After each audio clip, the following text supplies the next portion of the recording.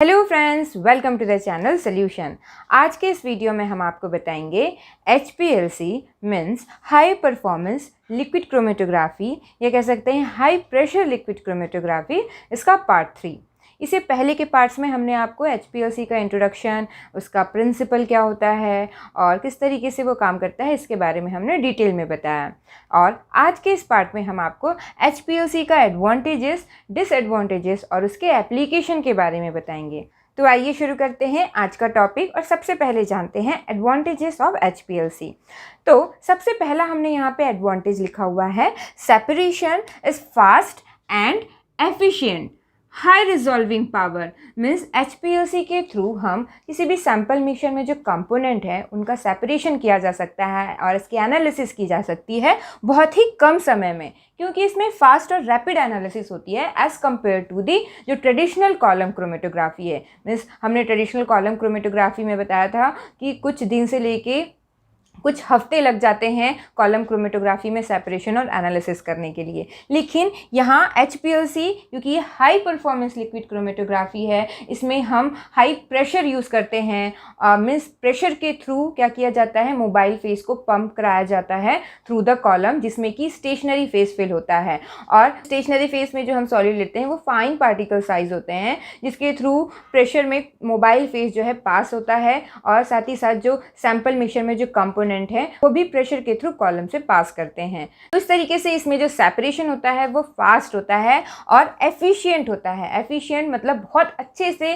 Separation होता है। High resolving power होती है, मीन्स अगर कोई कॉम्प्लेक्स मिक्सचर भी है उसमें जो कंपोनेंट्स हैं तो उन कंपोनेंट्स को इंडिविजुअल कंपोनेंट्स में अलग अलग जो है बहुत अच्छे तरीके से सेपरेट करके उसकी एनालिसिस कर सकते हैं हम बाय दी HPLC। और अगर सैम्पल मिक्सचर में जो कंपोनेंट्स हैं वो ऑलमोस्ट सिमिलर है या कह सकते हैं लगभग सेम प्रॉपर्टी के हैं, तो उनको भी बहुत अच्छे तरीके से उसको सेपरेट करके उसकी एनालिसिस कर सकते हैं बाय दी HPLC। इसी कारण से लिखा है इसकी हाई रिजॉल्विंग पावर होती है।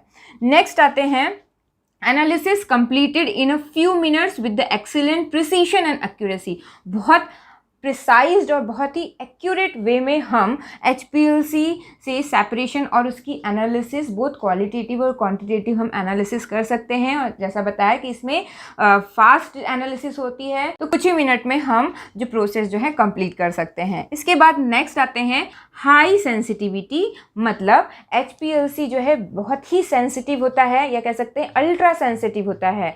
इसका मतलब क्या हुआ, अगर हमारे पास कोई सैम्पल मिक्सचर है और उस सैम्पल मिक्सचर में हमको कोई स्पेसिफिक केमिकल कॉन्स्टिट्यूएंट्स की एनालिसिस करनी है, मीन्स उसको पता लगाना है, आइडेंटिफाई करना है या उसके कंसंट्रेशन को डिटरमाइन करना है, और अगर वो केमिकल कॉन्स्टिट्यूएंट्स मीन्स जो एनालाइट है वो बहुत ही कम कंसंट्रेशन में प्रेजेंट है, मीन्स बहुत ही कम अमाउंट में प्रेजेंट है, तो भी HPLC उस एनालाइट को डिटेक्ट कर सकता है, उसको सेपरेट करके उसकी एनालिसिस कर सकता है।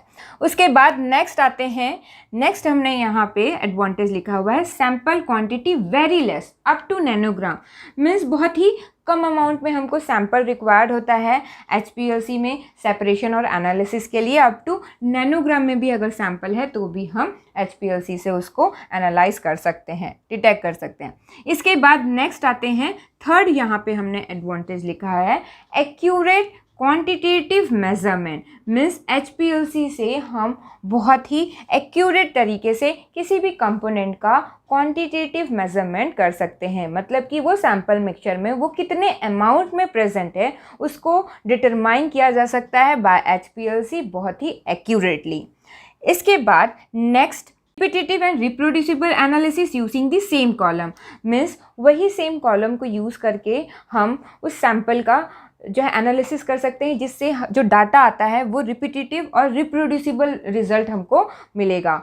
मीन्स HPLC के थ्रू अगर किसी सैम्पल की एनालिसिस हम कर रहे हैं तो उसी सेम कॉलम में ही जब हम उसको पास करते हैं तो जो भी हमको डाटा आता है तो एनालिटिकल डाटा जो आएगा, और अगर हम उसी सैम्पल को वापस से सेम कॉलम में अगर रिपीट करते हैं तो जो एनालिटिकल जो डाटा है वो रिपीट होगा, मीन्स रिप्रोड्यूसिबल रिजल्ट हमको आएगा, डाटा चेंज नहीं होगा, सेम हमको जो है रिजल्ट ऑब्टेन होगा। तो इसी कारण से लिखा हुआ है रिप्रोड्यूसिबल एनालिसिस और यूजिंग द सेम कॉलम।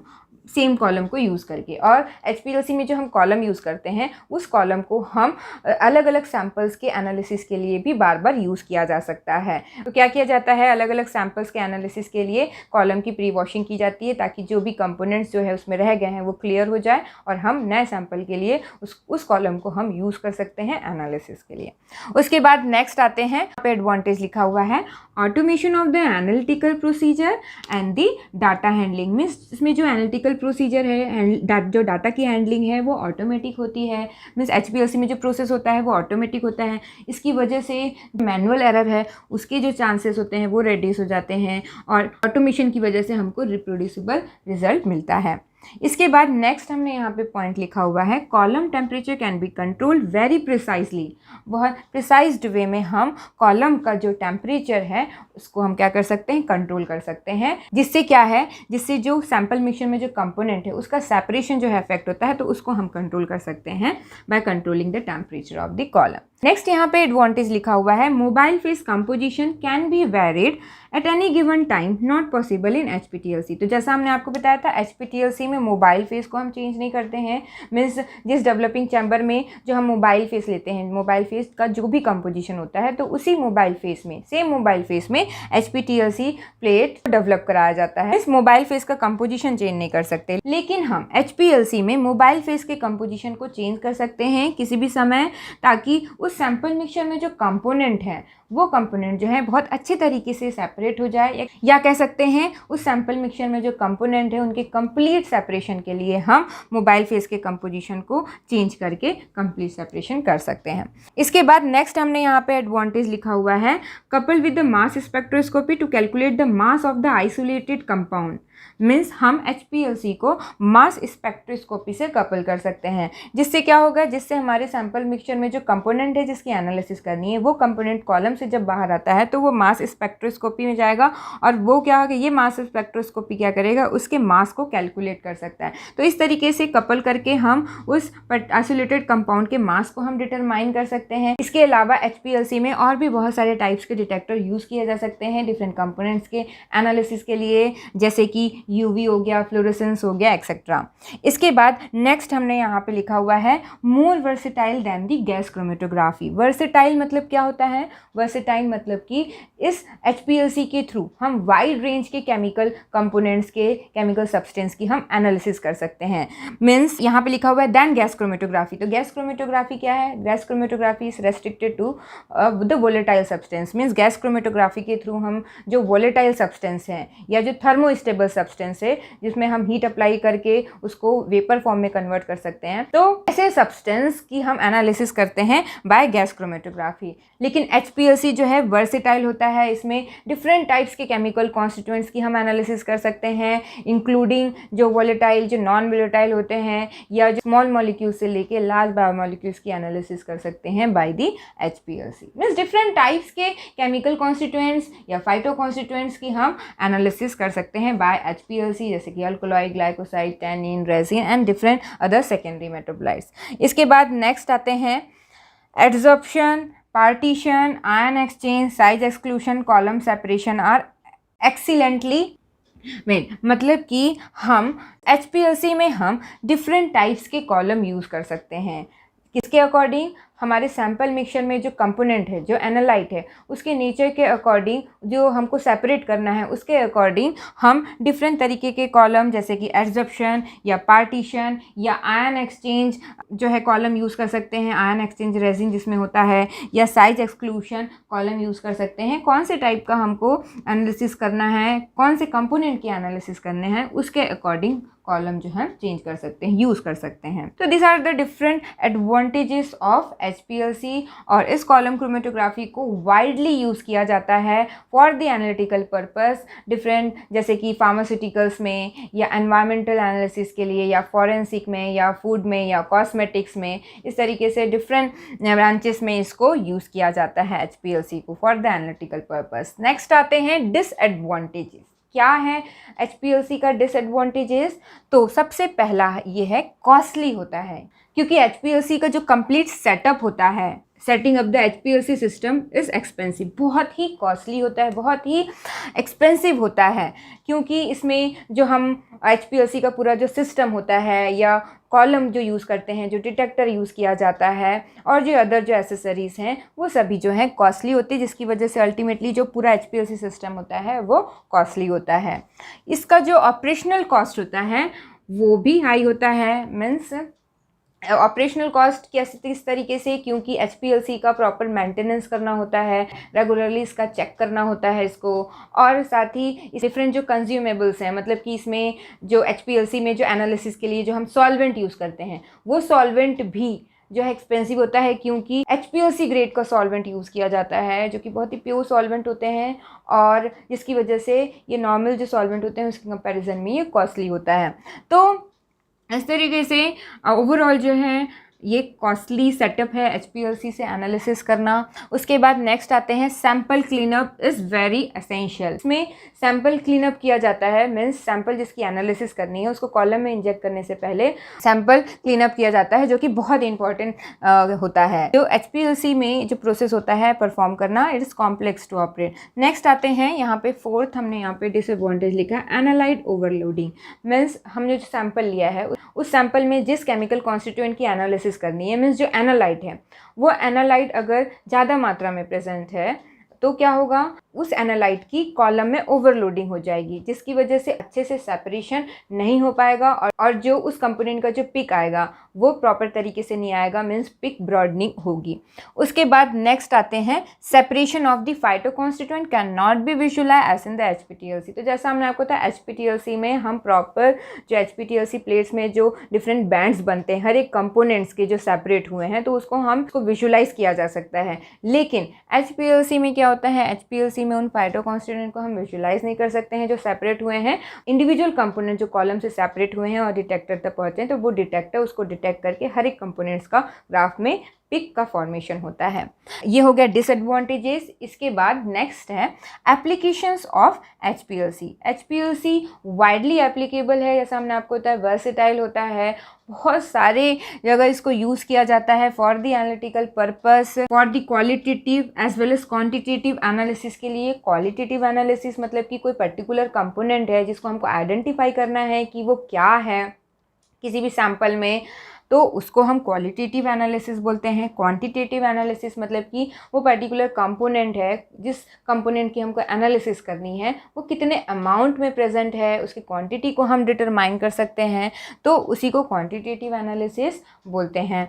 तो किस तरीके से क्वालिटेटिव एनालिसिस की जा सकती है बाय द HPLC, या कह सकते हैं कोई भी पर्टिकुलर कंपोनेंट को हम आइडेंटिफाई कर सकते हैं, पता लगा सकते हैं कि वो क्या है बाय द HPLC। तो कैसे आइडेंटिफाई किया जाता है, it is carried out by comparing the retention time of the sample with the retention time of the standard. इसमें क्या किया जाता है, हम स्टैंडर्ड इंजेक्ट करते हैं, मीन्स पर्टिकुलर कोई केमिकल कॉन्स्टिट्यूएंट है जिसकी हमको एनालिसिस करनी है, तो उसका रिटेंशन टाइम नोट किया जाता है। जैसे हमको कैफ़ीन, हमारे सैंपल में कैफ़ीन की एनालिसिस करनी है, तो हम क्या लेते हैं, हम स्टैंडर्ड कैफ़ीन लेंगे, और वो स्टैंडर्ड कैफ़ीन का उस पर्टिकुलर सिस्टम में, या कह सकते हैं उस ऑपरेटिंग कंडीशन में, वो जो स्टैंडर्ड कैफ़ीन का सोल्यूशन है वो उसका रिटेंशन टाइम क्या है उसको नोट किया जाता है। और जिस सैंपल में, मीन्स जिस सैंपल जिसकी हमको एनालिसिस करनी है, इस सैंपल में कैफ़ीन को हमको पता लगाना है कि वो है कि नहीं है, उसको आइडेंटिफाई करना है, तो वो सैंपल को भी हम फिर क्या करेंगे, इंजेक्ट करेंगे कॉलम में, और इसके बाद अब हमको सेम रिटेंशन टाइम में पिक ऑब्टेन होता है, जैसे कि स्टैंडर्ड कैफ़ीन में रिटेंशन टाइम में जो पिक हमको ऑब्टेन हुआ था। तो क्या है, इस तरीके से स्टैंडर्ड के रिटेंशन टाइम से हम जो है हमारे सैंपल का जो कंपोनेंट है उसका रिटेंशन टाइम को कंपेयर करते हैं, और सेम आया तो इस तरीके से हम आइडेंटिफाई कर सकते हैं कि वो कंपोनेंट क्या है। रिटेंशन टाइम क्या होता है, टाइम बिटवीन, मीन्स किसके बीच का टाइम, जब हम कॉलम में सैंपल इंजेक्ट करते हैं और उसमें जो कंपोनेंट है वो कंपोनेंट जब कॉलम से निकलने के बाद डिटेक्टर तक पहुंचता है, और डिटेक्टर में क्या होता है, वो तुरंत डिटेक्टर में पहुंचते ही क्या बनता है, वो उसका पिक आता है। तो इस बीच का जो टाइम होता है वही रिटेंशन टाइम कहलाता है। मीन्स किसके बीच का टाइम, सैंपल को कॉलम में इंजेक्ट करने से लेकर डिटेक्टर में जो पिक ऑप्टेन हुआ है उतने वहाँ तक के टाइम के बीच को हम रिटेंशन टाइम बोलते हैं। तो इस तरीके से हम स्टैंडर्ड के रिटेंशन टाइम को हमारे सैंपल में जो कंपोनेंट है उसके रिटेंशन टाइम से कंपेयर करके हम आइडेंटिफाई कर सकते हैं उस पर्टिकुलर केमिकल कॉन्स्टिट्यूएंट को। If operating condition are same the retention time also remain same. Means अगर पूरे जो ऑपरेटिंग कंडीशन है अगर हम सेम रखते हैं तो रिटेंशन टाइम भी क्या आएगा, सेम आएगा। इस तरीके से आइडेंटिफाई कर सकते हैं। और दूसरा क्वांटिटेटिव एनालिसिस कैसे कर सकते हैं, तो by the direct comparison method या तो कैलिब्रेशन। क्वांटिटेटिव किस तरीके से मेजर किया जाता है, हम पिक एरिया, हम क्या करते हैं स्टैंडर्ड का जो पिक एरिया आया है उसको सैंपल के पिक एरिया से कंपेयर करते हैं। अगेन जैसे हमारे पास सैंपल है उसमें आइडेंटिफाई हो गया कि उसमें कैफीन है, अब वो कितने अमाउंट में प्रेजेंट है वो हमको डिटरमाइन करना है। तो जैसे कि हमने जो स्टैंडर्ड इंजेक्ट किया, जैसे एग्जांपल स्टैंडर्ड कैफीन का सॉल्यूशन हमने इंजेक्ट किया, तो उसका जो पिक एरिया आया है वो पिक एरिया को हम हमारे सैंपल इंजेक्ट करने पे उस कैफीन का जो पिक बना है तो उसका पिक एरिया को कंपेयर किया जाता है। तो स्टैंडर्ड सॉल्यूशन होता है तो उसका कंसंट्रेशन नोन होता है, तो हमारा जो टेस्ट सैंपल है तो उसमें जो कैफीन का पिक आया हुआ है तो उस पिक एरिया से कंपेयर किया जाता है स्टैंडर्ड के पिक एरिया को, और उसके बाद हमारे सैंपल में कितने अमाउंट में वो कंपोनेंट प्रेजेंट है, जैसे कि कैफीन प्रेजेंट है, वो हम डिटरमाइन कर सकते हैं। तो किस तरीके से डिटरमाइन किया जाता है पिक एरिया डिटरमाइन करके, तो उसको हम डिटेल में आगे बताएंगे। इसके अलावा कैलिब्रेशन कर्व बना के भी हम किसी भी सैंपल में कोई पर्टिकुलर कंपोनेंट के कंसंट्रेशन को डिटरमाइन कर सकते हैं। अगेन क्या किया जाता है, हम serial dilution of standard, means जो कंपोनेंट जिसकी एनालिसिस करनी है तो इसमें क्या किया जाता है, हमारे पास जो सैंपल है उस सैंपल में कोई पर्टिकुलर कंपोनेंट है जिसका कंसंट्रेशन हमको डिटरमाइन करना है, तो क्या करते हैं हम उसी कंपोनेंट का स्टैंडर्ड ड्रग लिया जाता है और वही स्टैंडर्ड ड्रग लेके हम उससे सीरियल डाइल्यूशंस बनाते हैं ऑफ डिफरेंट नोन कंसंट्रेशन। उसके बाद क्या किया जाता है, उस स्टैंडर्ड ड्रग सैंपल से जो हमने सीरियल डाइल्यूशंस बनाया है वो सीरियल डाइल्यूशंस के जो कंसंट्रेशन होते हैं वो हमको नोन होते हैं, तो हर एक जो सीरियल डाइल्यूशंस बनाए हैं उनको क्या किया जाता है, हर एक को HPLC में एक एक करके इंजेक्ट किया जाता है और हर एक का पिक एरिया जो है नोट किया जाता है। उसके बाद तो जितना भी हमने सीरियल डाइल्यूशंस बनाए हैं अलग अलग कंसंट्रेशन के, तो उसका जो पिक एरिया आया है और उसके बाद ग्राफ प्लॉट किया जाता है। एक्स एक्सिस में क्या होता है, कंसंट्रेशन होता है, और वाई एक्सिस में क्या होता है, पिक एरिया होता है। अब क्या करते हैं हम हमारे सैंपल सॉल्यूशन जिसमें पर्टिकुलर जो कंपोनेंट है उस जिसका एनालिसिस करना है, तो क्या करते हैं उसको भी सैंपल सॉल्यूशन को भी इंजेक्ट किया जाता है HPLC के कॉलम में, और उसके बाद उस पर्टिकुलर कंपोनेंट का जो पिक एरिया आया है उसको नोट किया जाता है। और उसके बाद क्या करते हैं, हर एक जो डाइल्यूशंस के जो पिक एरिया आए हैं उसको मार्क किया जाता है और कैलिब्रेशन कर्व बनाया जाता है। और कैलिब्रेशन कर्व बनाने के बाद हमारे सैंपल मिक्सचर में जो कंपोनेंट है जिसकी एनालिसिस करनी है उस कंपोनेंट का जो पिक एरिया आया है कैलिब्रेशन कर्व के थ्रू उस केमिकल कंपोनेंट के कंसंट्रेशन को डिटरमाइन कर सकते हैं। तो किस तरीके से किया जाता है, तो इसको डिटेल में मीन्स क्वालिटेटिव और क्वान्टिटेटिव एनालिसिस किस तरीके से की जाती है और क्या क्या एप्लीकेशंस होते हैं HPLC के, तो इसको आगे हम डिटेल में बताएंगे।